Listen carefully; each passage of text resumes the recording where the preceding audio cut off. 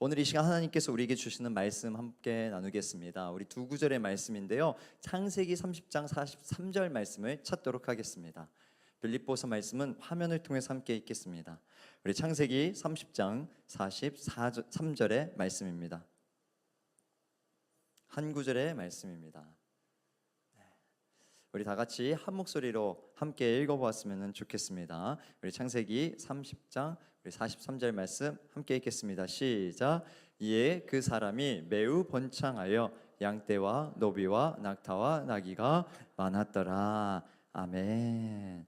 이 구절만 읽으니까 잘 모르겠죠. 이제 이어서 우리 빌립보서 3장 20절에서 21절 말씀을 우리 성경책과 조금 다르게 메시지 성경책이라는 성경책이 있는데 그 버전으로 함께 우리 화면을 보시고 읽어봤으면 좋겠습니다. 함께 읽겠습니다. 시작. 그러나 우리에게는 더 나은 삶이 있습니다.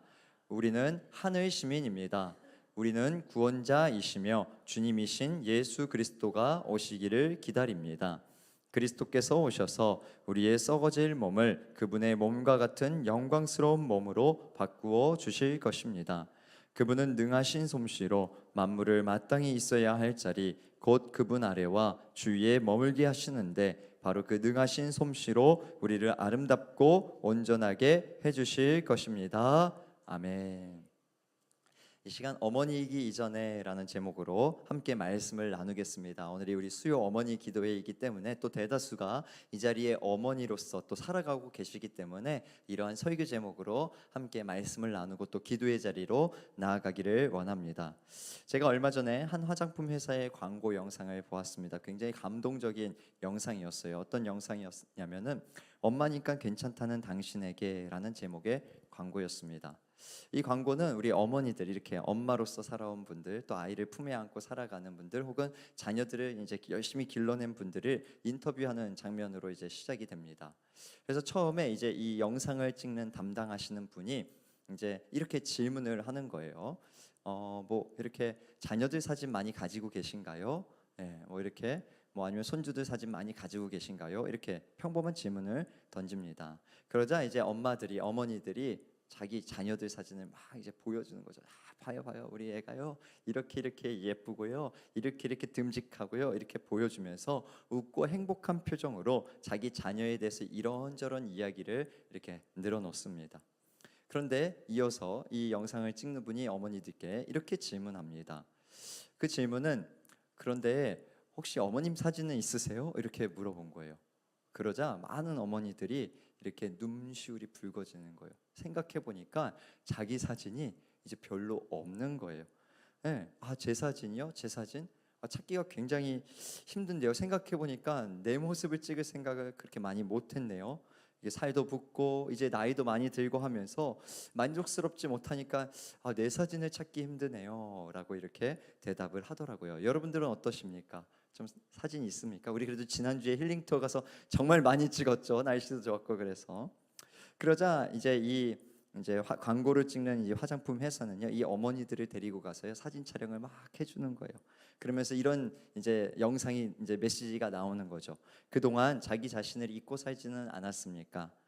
우리 어머니들이 나를 다시 찾았으면 좋겠습니다. 우리 어머니들이 행복해야 가정도 자녀들도 행복합니다 라는 메시지로 그 사진 찍은 것으로 사진전을 열어주면서 이제 영상이 끝이 납니다. 저는 이 광고를 보면서 과거나 오늘날이나 어머니들이 어머니로 살아가다 보니까는 자기 자신은 잊은 채 살아가고 있구나라는 생각을 했어요. 어머니란 이름으로 또 자녀와 가정을 위해서 살아가다 보니까 스스로를 생각하고 스스로를 바라볼 여력이 없이 여기까지 달려오지 않았을까라는 생각이 들었습니다. 사랑하는 성도님들, 사실 우리가 행복해야 우리 가정도 평안하고 우리 자녀 손들도 행복한데, 우리가 너무 우리의 삶을 그냥 열심히 가정을 위해서 또는 자녀를 위해서 이제 살아오다 보니까 뒤돌아보니까 내가 누구인지를 놓치고 살아오지는 않았습니까?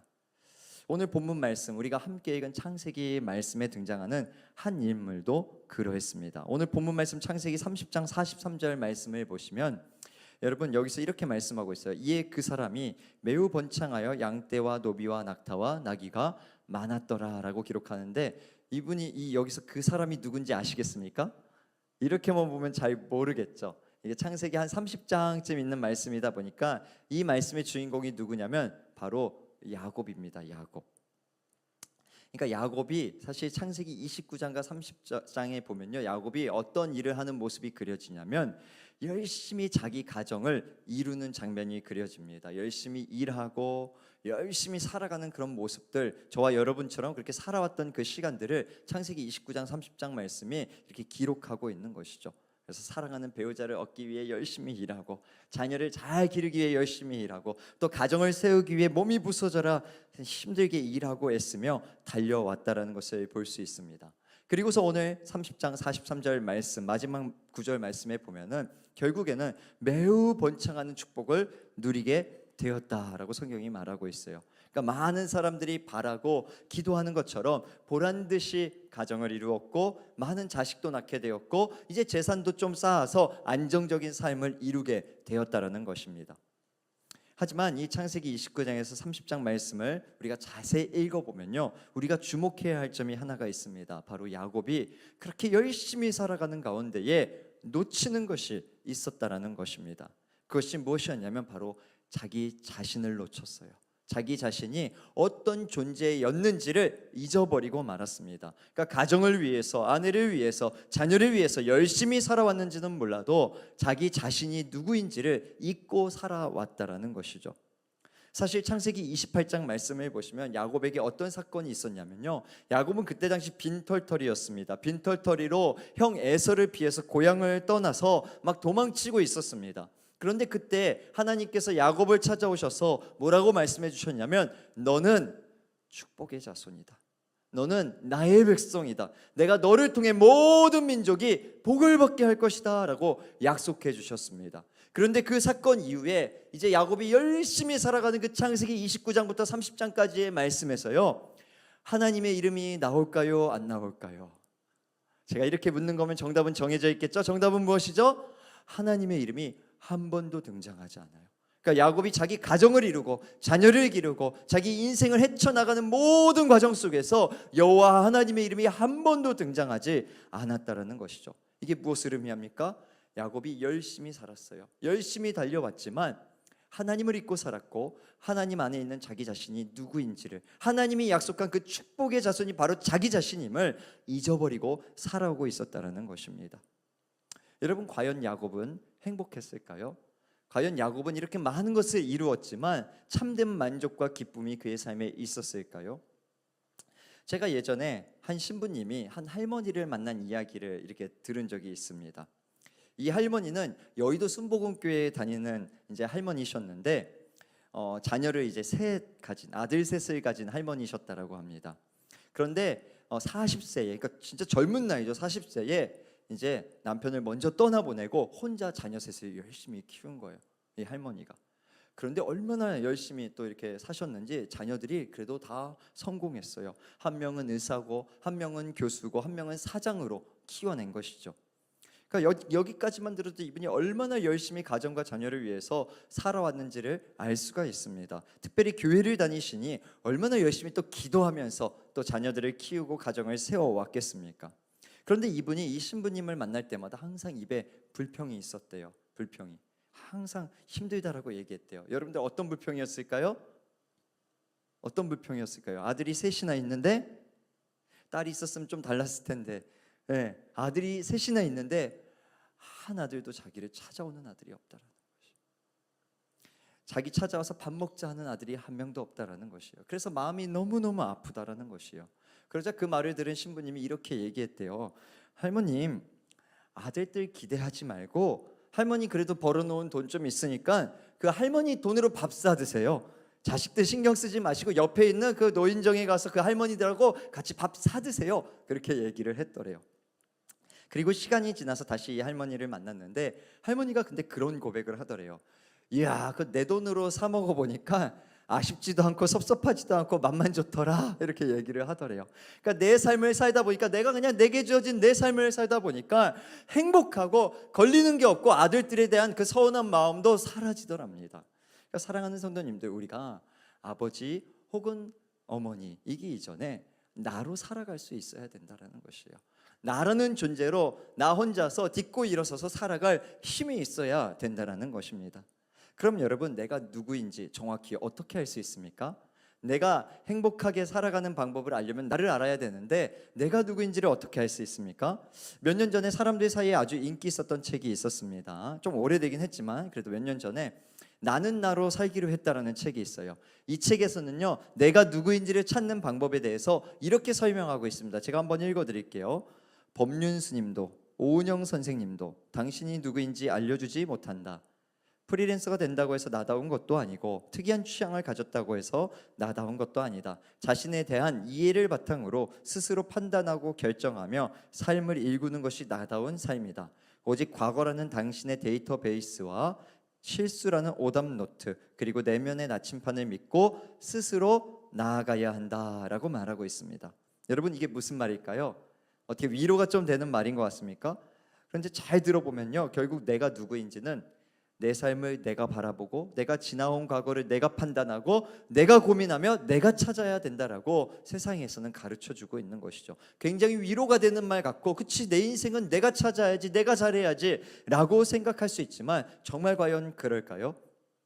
저와 여러분이 젊은 시절에는 나 자신에 대해서 잘 안다라고 생각하셨을지 모르겠습니다. 저도 그랬어요. 저도 배우자를 만나고 가정을 이루기 전에는 자신이 있었어요. 나는 이걸 해야 좋고 이걸 해야 행복하고 라고 생각했었습니다. 그러나 배우자를 만나고 가정을 이루고 자녀를 키우면서 여러분, 혹시 내가 누구인지 더 모르겠지 않습니까? 여기 연세가 조금 있는 우리 성도님들 이런 이야기를 들으시면 어떻습니까? 나는 그런 생각을 해본 적도 없고 그냥 애 낳고 살림하고 그러면서 달려왔어, 이렇게 말씀하실 것 같은데, 정말로 우리가 그런 것들을, 내가 누구인지를 그냥 살아오면서 사실 내가 아무리 고민해도 찾기가 쉽지가 않습니다. 제가 보니까 여기 이제 계신 분들 다 이제 19분 자녀 낳기 전에는 대부분 공주님 같다, 야 미스 코리아 같다, 이런 이야기들 많이 들으시면서 이렇게 지내셨을 것 같은데, 맞죠? 그렇죠? 그런데 그래서 우리 옆에 계신 분들 보면서 한번 축복합시다. 우리 너무 이제 경직되어 있으니까, 야 여전히 공주님처럼 아름다우십니다, 한번 이렇게 인사해 볼까요? 여전히 공주님 같으십니다. 여전히 소녀 같으십니다. 여러분, 그런데 가정을 이루고 그 소녀 같았던 여러분들이 가정을 이루고 자녀를 키우다 보니까 어떻게 됐습니까? 그 소녀 속에 있는 뭔가 그 야성이 막 발견되어지고 막 그러지 않았습니까? 막 애한테 막 소리도 지르기도 하고 막 남편한테 막 뭐 머리를 쥐어뜯었는지 안 뜯었는지 모르겠지만 그렇기도 하는, 분명히 나 되게 소녀 같았는데 어느 날 보니까 내가 막 그 야성미가 있는 그런 모습으로 변하기도 하고. 제가 예전에 회사를 다닐 때에 어떤 한 부서에 아주머니 한 분이 계셨는데 이렇게 저하고 이렇게 마주쳐서 지나가면서 그러시는 거예요. 영진아, 나도 예전에는 가녀린 여자였어 라고 말씀하시면서 손에 사과를 들고 있었는데 사과를 뚝 쪼개서 저한테 주시는 거예요. 와, 그래 되게 놀랐어요. 야, 저거 나도 못하는 건데. 그러니까 여러분, 나를 찾는다라는 것이 그게 쉬운 일이 아닙니다. 나도 나를 모를 때가 너무나도 많고요. 또 내 모습이 수시로 변해가기 때문에 내가 누구이지? 라고 찾는다라는 것이 결코 쉬운 일이 아니라는 것입니다. 또 여러분, 우리는 새로운 관계를 마주하게 되면요, 또 다른 모습의 나를 발견하기도 하고, 그래서 내 스스로가 누구인지를 발견하지 못하는 것이 참 우리의 인생이라는 것이죠. 그렇다고 해서 다른 사람들이 내가 누구인지를 말해줄 수 있습니까? 그렇지 않죠. 다른 사람들이 보는 내 모습은 아주 일부분이지 않습니까? 이 또한 완벽하지 않습니다. 그럼 여러분, 정말 내가 누구인지를 어떻게 알 수 있습니까? 그것은 여러분, 하나님과의 관계 속에서 발견할 수 있습니다. 캔터베리 대주교이자 신학자인 로안 윌리엄스는 인간이 된다는 것이란 책에서 이렇게 말을 합니다. 제가 한번 읽어드릴게요. 나를 한 인격으로 만들어주는 것은 내가 여기에 있고 이 관계 속에 있다는 것입니다. 나는 관계의 그물망 중앙에 선들이 교차하는 지점에 서 있습니다. 그런데 중요한 것은 우리가 어떤 사물이나 어떤 사람과의 관계 속에 있기 전에 하나님과의 관계 속에 있다라는 것입니다.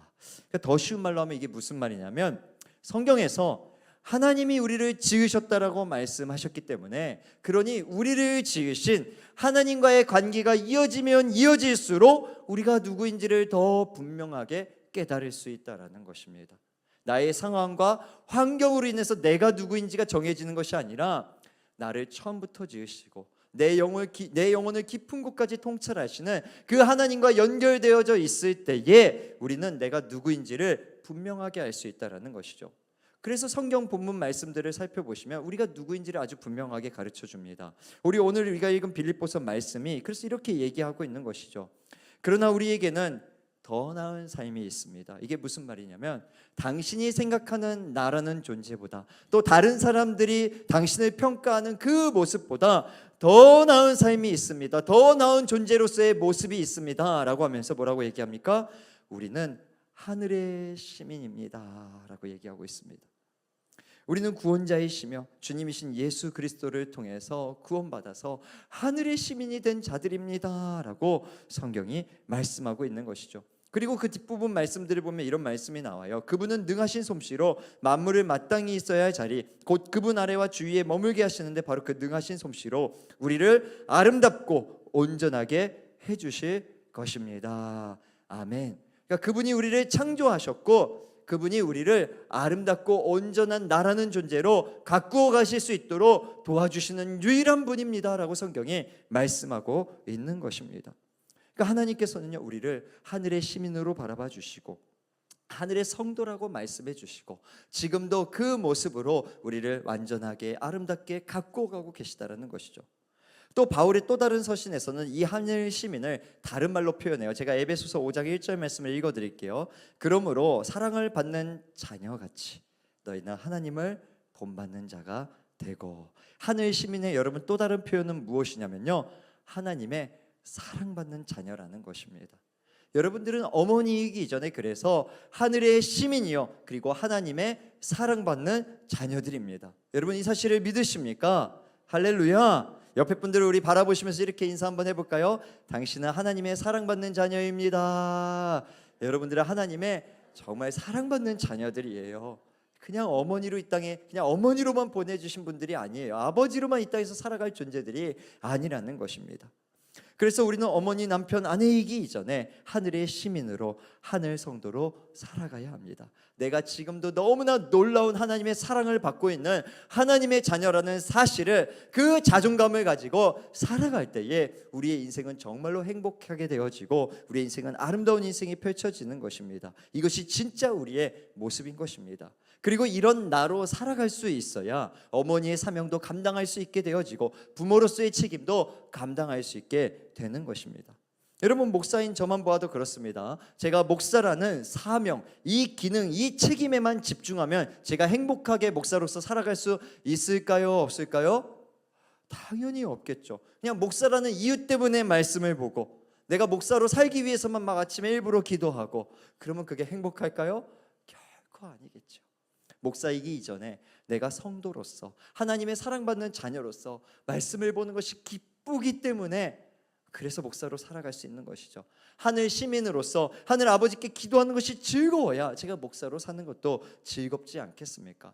이 세상을 살아가는 것도 여러분 마찬가지입니다. 우리가 어머니로서 혹은 아버지로서 혹은 한 사람으로서 성도로서 살아갈 때에 우리가 하나님의 사랑받는 자녀라는 이 분명한 의식이 있을 때와 그렇지 않을 때는 분명한 차이가 있는 것이에요. 그전에는 그냥 아유 내가 그냥 그치 내가 애 낳고 그래서 됐으니까 어머니고 아유 내가 자식을 낳았으니까 아버지고 결혼했으니까 그걸 그냥 내가 책임져야지 이렇게 사는 것과 나는 하나님의 사랑받는 자녀로서 하나님이 나에게 이 어머니라는 직분을 주셨어.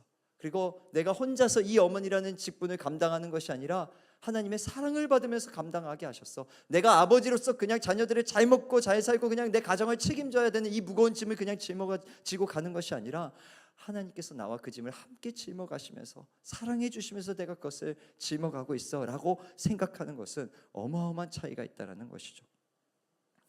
그렇다면 여러분 우리가 어떻게 하면 이렇게 하나님이 우리에게 주신 정체성인 하늘 시민 하나님의 사랑받는 자녀로 먼저 살아갈 수 있을까요? 어떻게 하면 늘 이 마음을 품고 살아갈 수 있을까요? 우리 한번 저를 따라서 한번 고백해 보실까요? 하나님을 알아가야 합니다. 우리 한 번 더요. 하나님께 물어야 합니다. 제가 오늘 본문 말씀의 앞부분인 빌립보서 3장 8절에서 9절 말씀을 한번 읽어드리겠습니다.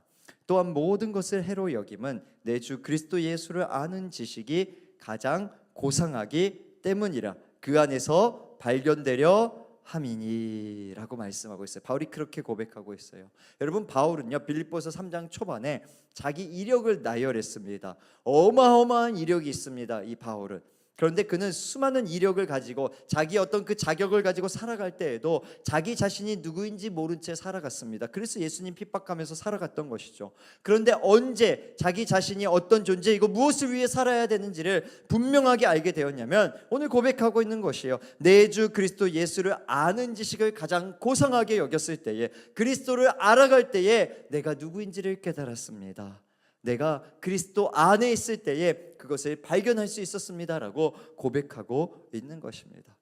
그러므로 여러분, 하나님을 알아갈 때에, 하나님을 알아가는 것을 구하며 살아갈 때에 우리는 하늘 시민으로 살아갈 수 있습니다.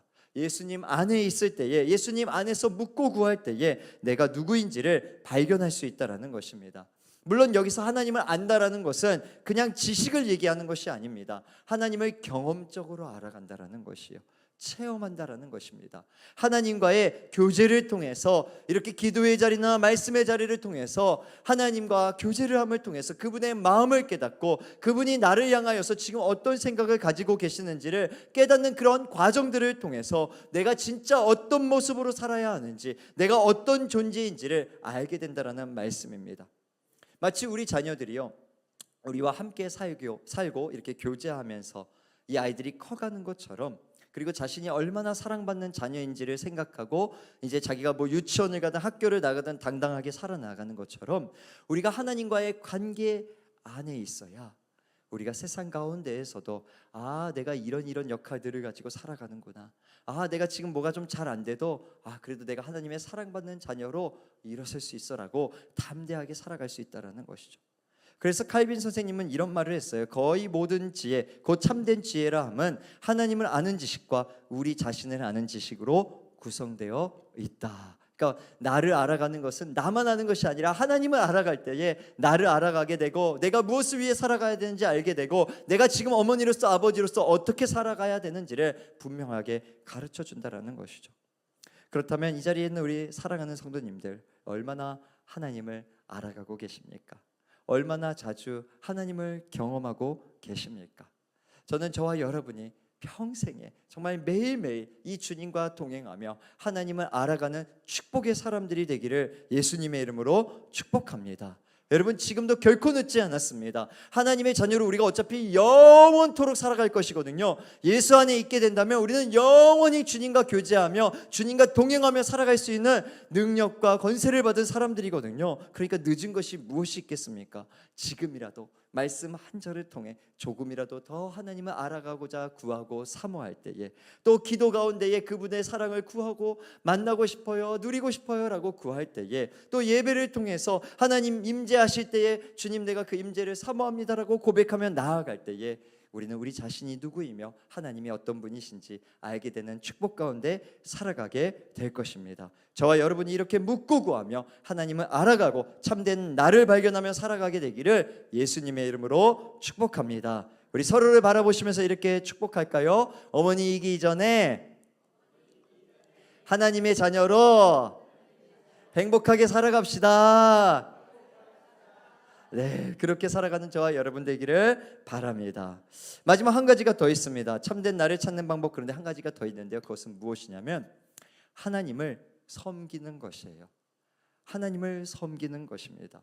여러분, 오늘 본문 말씀 빌립보서 3장 14절 말씀에 보시면 이런 말씀이 있어요. 표대를 향하여 그리스도 예수 안에서 하나님이 위에서 부르신 부름의 상을 위하여 달려가노라. 바울은 지금 하나님의 부르심을 따라 달려갔다라고 말합니다. 그러니까 사도로의 부르심, 성도로의 부르심을 따라 섬기고 헌신하며 달려가겠다라고 약속하고 다짐하고 있는 것입니다. 여러분, 섬길 때에 나의 부르심, 나의 존재의 목적, 내가 누구인지를 알 수 있게 되는 것이죠. 여러분, 나를 찾는다라는 것은요, 단순히 사춘기 시절처럼 내 어떤 성향, 내가 좋아하는 음식이 무엇이며 내가 무엇을 할 때 행복하며 이 정도가 아닙니다. 하나님이 내게 어떤 부르심을 주셨으며 지금 나를 통해 무엇을 하시고자 하시는지를 깨닫게 되는 과정인 것이죠. 그 부르심을 따라 섬기면서 그것을 깨닫게 된다는 것입니다. 그래서 여러분, 우리가 섬기지 않고 내 것, 내 자녀, 내 가정에만 집중하면 우리는 결코 내가 어떤 존재인지를 완벽하게 알지 못하고 한 절반 정도만 알아간 채로 살아가게 될 것입니다. 제가 한 논문에서 이런 통계를 읽은 적이 있어요. 여러분, 미국에는요 55세 이상의 인구 25% 이상이 매번 정기적으로 자원봉사 활동을 한다라고 합니다. 그러니까 노인 인구가 약 한 3,300만 명 정도 되는데 자원봉사자로 등록된 노인 인원이 4천만 명이래요. 그러니까 이게 무슨 말이냐면 한 군데서만 섬기는 게 아니라 한 사람은 여러 군데서 봉사하고 자기의 부르심을 따라서 살아가고 있다라는 것입니다. 그래서 미국이요 그런 말을 한대요. 우리나라는 이 노인들 때문에 돌아간다라고 얘기할 정도라고 합니다. 그러니까 이들이 자녀나 가정에만 매이는 것이 아니라 정말 이 섬기는 삶을 통해서 자신의 삶의 의미를 찾고 또 다음 세대와 나라를 위해서 큰 기여를 하고 있다라는 것이죠. 그래서 미국에서는 해마다 12월 초가 되면요 자원봉사자 감사의 날이라는 행사를 진행하는데, 이때 진행된 이제 인터뷰를 제가 기사를 통해서 몇 개 봤거든요. 그랬더니 이런 이야기들이 많이 들어요. 돈을 받고 일할 때보다 훨씬 행복하다. 또 다른 나를 찾게 되었다. 봉사할 수 있는 노년이라 너무너무 행복하다라는 그 인터뷰의 기사들을 제가 본 적이 있습니다. 또 얼마 전에 제가 이제 미국에 이렇게 오케스트라로 예배하는 교회가 있다 그래서 제가 직접 가볼 수는 없지 않습니까? 그래서 유튜브 영상으로 어떻게 예배드리나 이렇게 찾아봤어요. 그랬더니 앞에 막 지휘자가 나오고 여기 오케스트라가 있고, 그래서 막 지휘로 같이 찬양하다가 지휘자가 들어가면 그 다음 목사님 나와서 말씀 전하다가 다시 우리 또 노래할까요? 그러면 지휘자가 다시 나와서 막 이렇게 노래도 하는 그런 되게 감격이 있는 그런 예배였는데, 제가 그 예배를 보는데 눈에 띄는 게 무엇이었냐면 딱 봐도 아무리 못해도 70대, 80대 돼 보이는 노인분들이 오케스트라 단에서 악기도 하고 노래도 하고 있는 거예요. 야, 그 모습을 보면서 너무너무 아름답다. 막 머리가 새하얘요. 우리 김영래 권사님보다 더 하얘요. 막 더 하얀데 막 거기 앉아서 노래도 하고 있고 자신들의 삶을 통해서 이렇게 하나님을 섬기고 있는 모습을 보면서 참 너무 아름답다라는 그런 생각이 들었습니다. 그러니까 부르심을 따라서 크든 작든 한 걸음 한 걸음 나아갈 때에 정말 나 자신을 찾을 수 있게 되고 행복한 인생을 살아갈 수 있다는 것이죠. 또 한 목회자가 항상 그 아프리카로 비전 트립을 갈 때마다 함께 가던 그 치과 의사 이야기를 제가 들은 적이 있습니다. 그러니까 자기는 이제 의사하면서 이제 이 목회자분은 이분이 의사니까는 이제 돈도 많이 벌고 나름 안정적이고 굉장히 행복할 줄 알았대요. 근데 막상 이제 비전 트립 가면은 이제 몇 날 며칠 같이 먹고 자지 않습니까? 그러면서 같이 이야기를 나누는데 이 의사 선생님이 늘 입에서 나 죽고 싶다. 저 너무 힘들어요. 너무너무 지쳐요. 이런 얘기들을 하더래요. 그래서 왜 그런가 이야기를 잘 들어보니까 돈을 많이 버는데도 큰 건물을 하나 사놨다 보니까는 막 빚을 갚느라고 뼈 빠지게 주말도 못 쉬고 일만 하니까 행복함이 전혀 없었다라는 것이에요. 돈이 있어도요. 그런데 이분이 이제 4년 동안 같이 선교지를 다니고 봉사를 하면서 마음이 바뀌는 것을 옆에서 보게 되었대요. 그러니까 누군가를 섬기는, 그전에는 그냥 막 돈만 벌려고 막 그냥 애쓰면서 살았을 때는 힘들었는데 자기가 누군가를 돕고 누군가를 섬기고 누군가와 함께 어우러지는 그 시간들을 통해서 그 입술의 그 불평들은 다 사라지고 정말 행복하다, 즐겁다라고 고백하게 되었다라고 합니다. 그러니까 자기 것을 나누고 섬기다 보니 자기 인생의 의미를 찾았다라는 것이죠. 여러분, 누군가를 크든 작든 방법을 얘기하는 것이 아닙니다. 크든 작든 섬겨야만 내가 누구인지를 알 수 있게 됩니다. 섬겨야만 내가 하늘 시민이라는 그 확신 가운데서 살아갈 수 있게 되며, 섬겨야만 나를 향한 하나님의 뜻과 계획이 무엇인지를 깨닫고 반응할 수 있게 된다는 것이죠. 저는 여기 계신 우리 노년의 우리 어르신들, 그럼 목사님 내 나이에 지금 뭘 섬기라는 거야? 아까 우리 얘기했잖아요. 80대라고 내가 지금 이렇게 생각하실 수 있는데, 이렇게 예배 나와주시는 것만으로도 섬기는 것이죠. 사실은 여러분들이 할 수 있는 것, 예배하고 함께 기뻐하면요, 여기 있는 우리 성도님들이 또 얼마나 기뻐하는데요. 지난주 우리 경험하지 않았습니까? 힐링 투어 갔을 때에 제가 우리 어른들께서 이렇게 기뻐하시는 모습을 보는데 그것만으로도 제가 마음이 치유가 되는 거예요. 왜냐하면 저는 지금 어린 아기랑 막 전투를 벌이고 있는데 평온한 우리 어른들의 이 그 웃음을 딱 보는데 제 마음이 다 치유가 되는 거예요, 진짜. 왜냐하면 집에 들어가면 막 똥기저귀 갈고 막 그래야 되는데 여기서 우리 어른들과 함께 커피도 한잔하고 하면서 오시는 것만으로도 섬김입니다.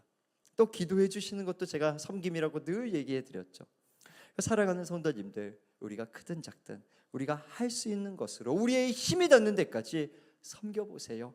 그때에 내가 누구인지 발견해서 나도 행복하고, 또 누군가는 섬김받으면서 하나님 안에서 동시에 같이 자기 자신을 찾아가서 행복해집니다. 그렇게 우리가 함께 이 하늘 시민이라는 정말 그 자부심과 그 정체성으로 우리의 평생을 정말 주님과 동행하며 행복하게 살아가는 주님의 성도들 되기를 예수님의 이름으로 축복합니다.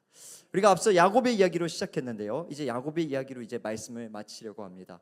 여러분, 야곱은 아까 말씀드렸듯이 정말 많은 것을 이루었지만 불안한 인생이고 불행한 인생이었습니다. 삼촌 라반의 집을 떠날 때도 불안했고요, 고향 땅으로 이제 돌아가야 되는데 그때도 늘 걱정했습니다. 왜냐하면 자기 자신이 누구이고 어떻게 살아야 되는지를 전혀 모르니 많은 것을 손에 쥐었다 할지라도 불안한 것이죠. 아니, 많은 것이 있어서 도리어 에서 형에게 그거 뺏길까 봐 더 걱정이 커서 지금 불안해하고 있는 것이죠.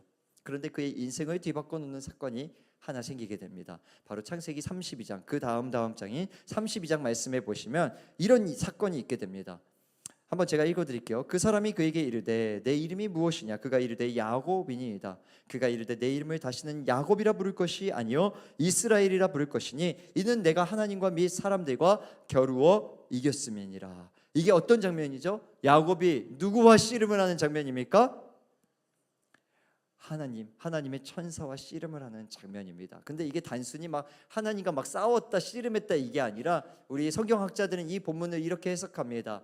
야곱이 하나님을 만나는 치열한 현장이었다. 그동안 하나님을 잊고 살았다가 하나님을 다시 구하는 현장이었다라고 이야기를 합니다. 그러니까 그가 다시 하나님을 만나게 된 것이죠. 그리고 하나님을 만나게 되면서 이름이 바뀌게 되어져요. 여러분, 이름이 바뀌게 되어졌다는 것은요, 자신의 존재와 목적을 분명하게 깨달았다는 것이에요. 성경에서는 대부분 그렇게 이름이 바뀝니다. 그냥 바꾸고 싶어서 개명한 것이 아니라 하나님은 야곱의 이름을 이스라엘로 바꿔주시죠. 여러분, 이 이스라엘이란 이름의 뜻이 무엇인지 아십니까? 하나님이 통치하신다, 하나님이 인도하신다라는 뜻입니다. 그러니까 하나님은 지금 야곱에게 메시지를 던지고 있는 것이죠. 너는 야곱, 비열한 자, 발꿈치를 잡는 자, 그 정도, 자기 열심으로 살아가는 그런 정도의 존재가 아니라 하나님의 통치하심과 하나님의 인도하심을 받는 하나님의 사랑받는 자녀다, 하늘의 시민이다라고 지금 이 이름을 바꿔주시고 만나주시면서 말씀해주고 있는 것입니다.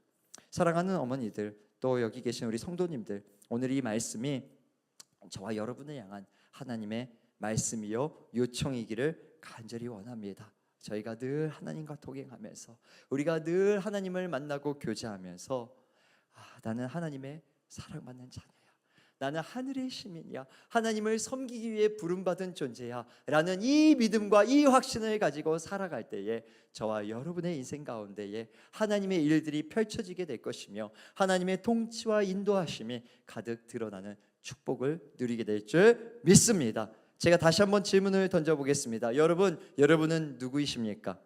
여러분은 아버지 혹은 어머니 혹은 가정의 가장이기 이전에 어떤 존재입니까? 한번 저를 따라 고백해 보실까요? 하나님의 사랑받는 자녀입니다.